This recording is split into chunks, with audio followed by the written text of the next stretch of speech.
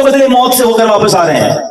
अल्लाह रोज नई जिंदगी देता है, रोज नया दिन देता है। अब तो नेकियां कर लो, अब तो तौबा कर लो, अब तो अल्लाह को राजी कर लो।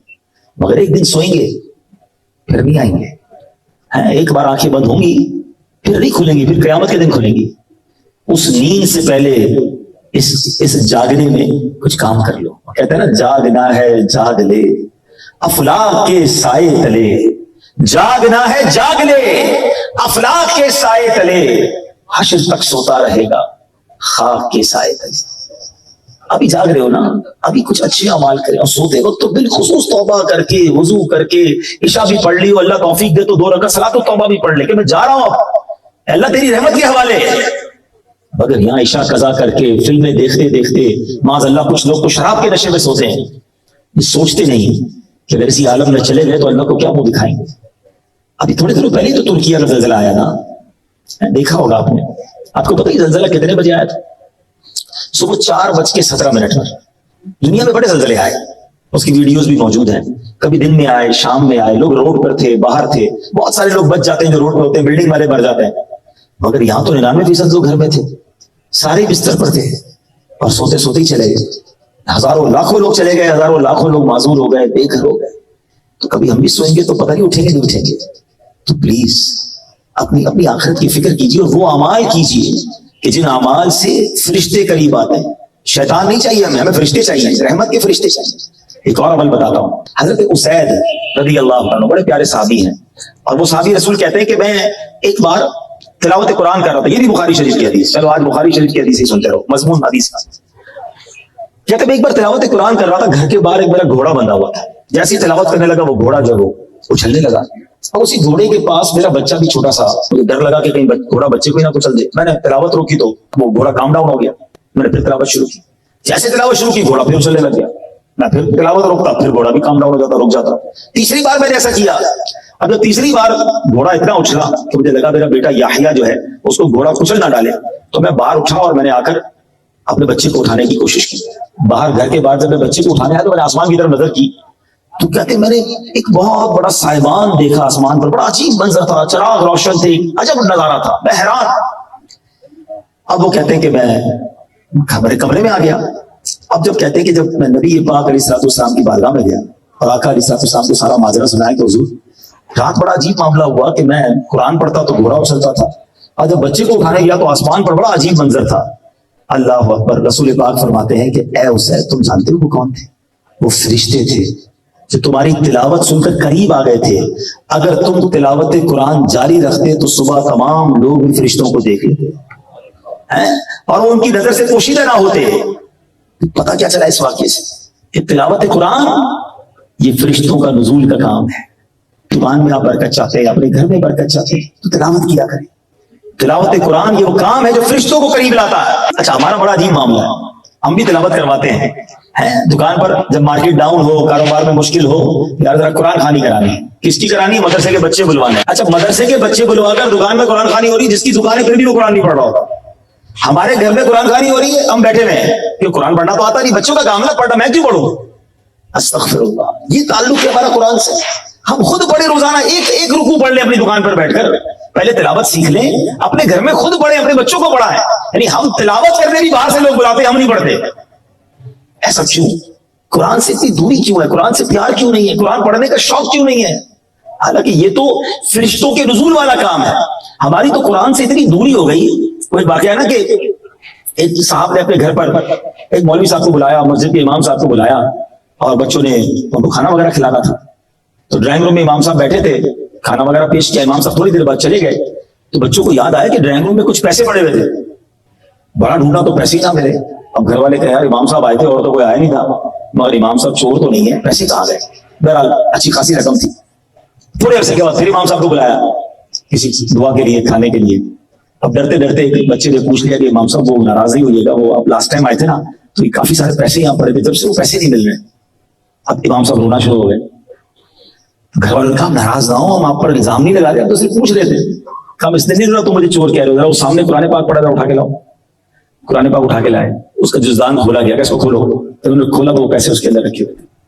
का मसला ये है कि जब मैं पहली बार आया था तुम लोग खाना लेने गए तो पैसे बिखरे हुए थे, मैंने उठा के कुरान शरीफ में रख दी कि रोज तलावत होती होगी, आप सुबह खोलेंगे तो कुरान शरीफ आपको पैसे मिल जाएंगे। 1 साल बाद आया हूं, मैं रोज दे रहा हूं कि 1 साल हो गया तुम्हारे घर में कुरान नहीं खुला है। हमारे घरों का ये हाल तो नहीं हो गया? हाँ, कुरान में जरूर चाहिए। कब नया घर लिया जल्दी कुरान खाली करो, जल्दी कुरान रखना है, उसके अंदर रखना है, पढ़ना नहीं है। ये क्या कर रहे हैं हम?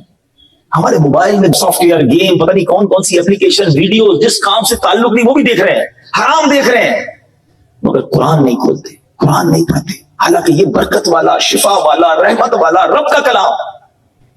पढ़ो ना कुरान, फरिश्ते नाजिल होंगे तुम्हारे घर में, फरिश्ते नाजिल होंगे तुम्हारे कारोबार पर, फरिश्ते नाजिल होंगे। मेरे प्यारे इस्लाम, आज ये नियत करें कि हम रोजाना कुछ ना कुछ कुरान पढ़ें। मेरी आंखें कुछ कुरान देखेंगी, जब तक कान कुछ कुरान सुनेंगे नहीं, जबान कुछ कुरान बोलेगी नहीं, मैं नहीं सोऊंगा।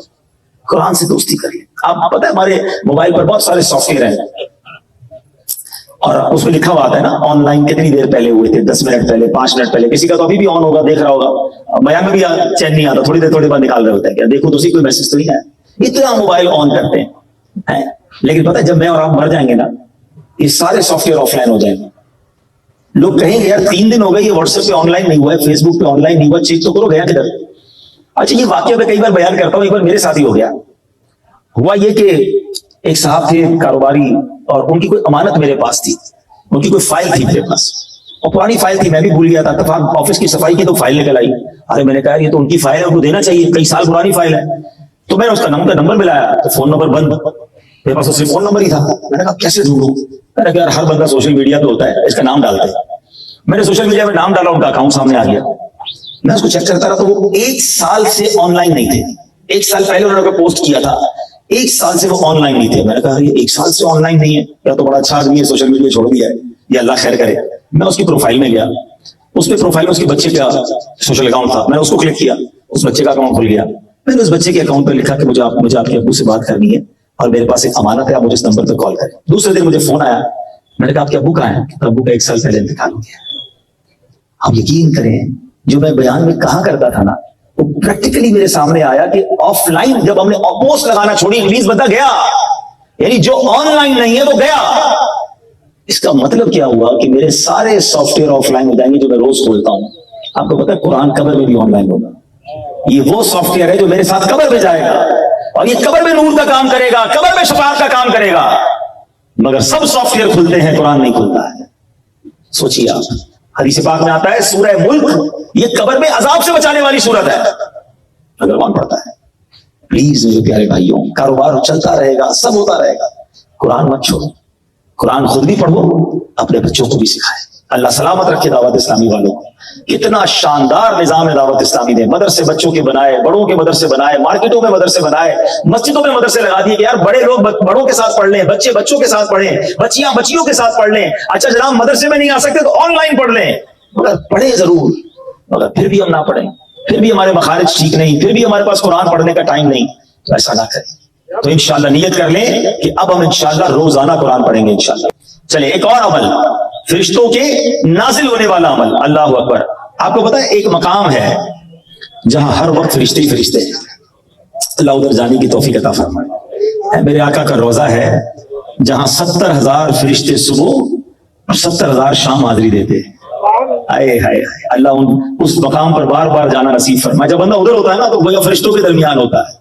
जैसे जी चाहे जहां में घूम फिर, पर ये मदीना है यहाँ आहिस्ता चल। फरिश्तों के दरमियान है ना, तो दुरूद पाक की कसरत करें। और अल्लाह ने जब भी मौका मिले ना, ये भी एक प्रॉब्लम है। मुझे लगता है कि मैं कल परसों बात कर रहा था कि दावत इस्लामी वाले जहां नमाज पर बहुत बात करते हैं ना, हमें लगता है हज पर भी बहुत बात करनी चाहिए, क्योंकि लोग हज भी नहीं करते। पैसा है, इस्तिताअत है, फिर भी हज नहीं की।